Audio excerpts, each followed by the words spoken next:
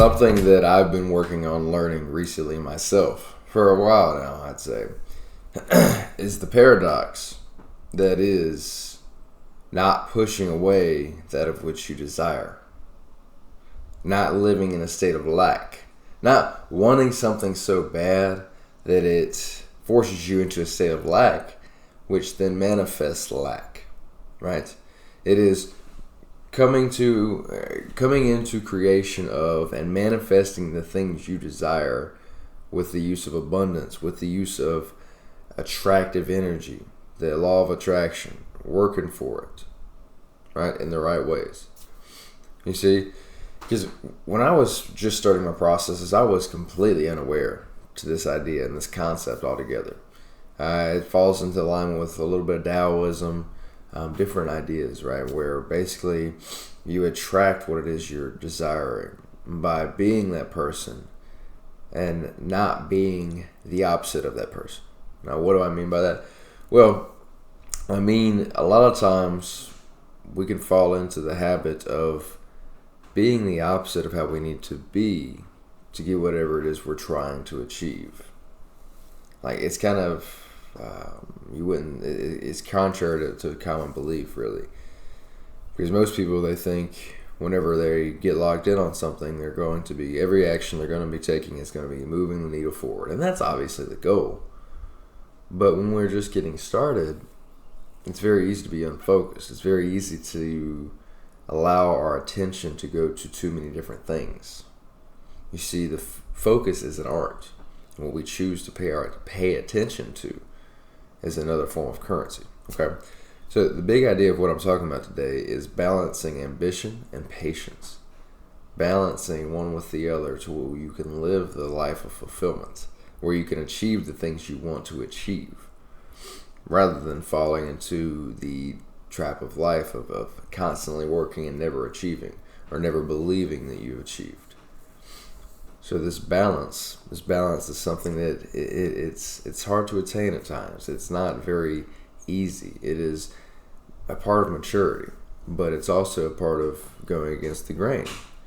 And as we know, going against the grain is typically uncomfortable, right? It's not something we are tempted to do just for any old reason. Like, the reason we do these things for most people is that it has a deep-seated why, something inside of us that makes us want to go against the grain to achieve whatever outcome. At least that's the way to get there, right? Because we all get motivated at times. We all get a little spark, and it may put us just into action. So we go for something. But maybe we go way too hard. We're extremely motivated in the moment, and we go and kill a workout, and we don't go back, right? Happens to everybody. In those moments, our ambition is much stronger than our patience, right?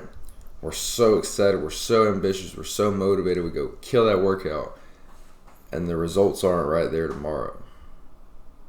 And your patience isn't good enough for overcoming that. So you get angry, maybe you get resentful, maybe you don't even feel a negative emotion, but you just don't go back, right? You just don't go back because you don't see enough of a reward. You go and kill this workout, put your body through pain, put your body and your mind through this hard situation, and you yourself don't perceive the reward. Right? The workout, the muscles aren't there today. So the reward's not there today. When in reality, you can reward yourself in any which way you choose. Whatever you view as a reward is a reward. So that's a small snippet of it. The act of balancing ambition and patience. Having patience for your goals and dreams and your accomplishments to manifest from your ambition, from the fuel of your ambition that you're constantly putting on the fire. That is your actions, that is your habits, that is your manifestation process of bringing your actions into alignment to create a better future, to create a different situation with more desirable outcomes. Having that ambition to first see it is such a large step, but developing the patience that will allow you to stick in the game long enough to fulfill your wishes and to have the life of achievement that you wish to have. That's the other side of it. You see, because most people really don't have either. These are two things that we fall out of sight with natural life, with normal life. You see, maybe we're ambitious coming out of school, which I believe they're trying to get rid of that as well. But we're ambitious coming out of school in our early years of life, whether it's high school, college, whatever it is. We're feeling ambitious. We know our life's potential, or we know that we have more potential than what we have right now. We know that we can educate ourselves and grow in different ways to have a different future. Maybe we work on that. We go to these different jobs and we're like, all right, yeah, just got to be here for some time so I can get to this other job. Or maybe we have no direction. Maybe we understand that there's more potential, but we have no idea how to get there. So we get whatever job we can.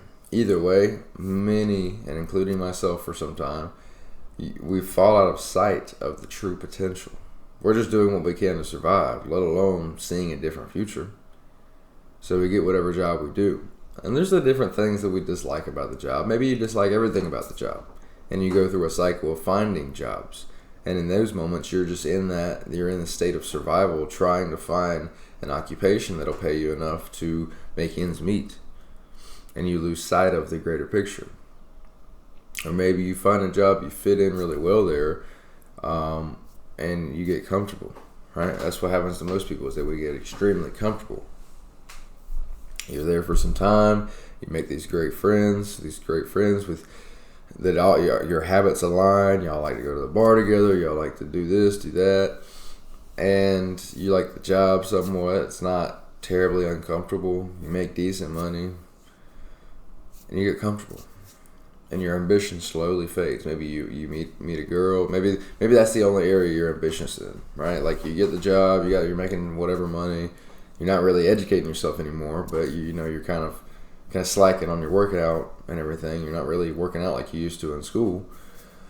But you're still looking for that girl. You're still looking for the woman that'll help you change your life in some sort of way. Maybe that's where your ambition channels. So you're going out. Again, here's where we're at. You're going out, you're going to these bars, you're going to these different places where you think you'll find these women. You think you'll find that girl. And you're being overly ambitious. You're going and talking to every girl, and you're getting good experience, don't get me wrong. You're getting some communication experience. But part of it is trying too hard. Part of it is being impatient. Part of it is allowing your ambition bubble over into not having any patience for that of which you're trying to accomplish. And also, your ambition being not exactly rightfully guided. Right? I talked about it in a video or two ago, the 4 main areas of our life. And how if we don't focus on these 4 main areas, our life will be chaos. It's hard to go and find the right woman when our physical life looks terrible, when we hate the way we look, when you feel terrible each and every day. Why would we want to go out and about if we feel terrible? Why would we? If we don't think about our knowledge and our education, or our mindfulness, our ability to react properly to the present moment. If we don't have that, how could we go and find the right woman for us? Because everybody pisses us off at some point. Your woman's going to piss you off at some point, and how you handle it matters. You see what I'm getting at here is like, we have to be focused on the right things. We have to be ambitious in the right areas of our life, and we must also develop our patience to continue moving forward in those areas of our life, even when progress seems impossible. Because it's always possible. We're always making progress. It's just whether or not we realize it or not. Okay? So, channel your ambition into the right areas of your life, and then be patient while manifesting those results. Work on yourself in the process. Work on yourself harder than you do on your job. So as you're being ambitious, as you're developing these different habits that allow you to be a better person, they allow you to be more ambitious, they allow you to be more patient. Visualize, see yourself in these different situations. Become that different version of yourself slowly but surely. Do not allow the instant gratification culture we live in to corrupt your idea of success. you can have success. In fact, if you're on the journey of accomplishing what you want to accomplish, on becoming that different individual, whatever that looks like for you, you're already successful by the right standard. You see, what everybody else thinks doesn't matter. What you think and what you feel matters. So if you're on that path that you chose to become whatever it is you chose to be, and you're moving forward on that path, that's successful. If you get there finally 5 years later and it's not what you thought it was, that's okay. Who you became in that process was the real reward. You just realign, find your better, line your sights back up and figure out who it is you want to be now. The beauty of this thing called life is that it's always increasing. It's always going forward, and it's always something new to understand and expect. I hope this helps. I hope you got something from it. Again, ambition and patience is something I've always battled with. Before I found my ambition, I had to find it. And after I did find it, my patience is what screwed me up for so long. Okay? So yeah, if you got something, comment below what it was. Share this with someone who needs to hear it.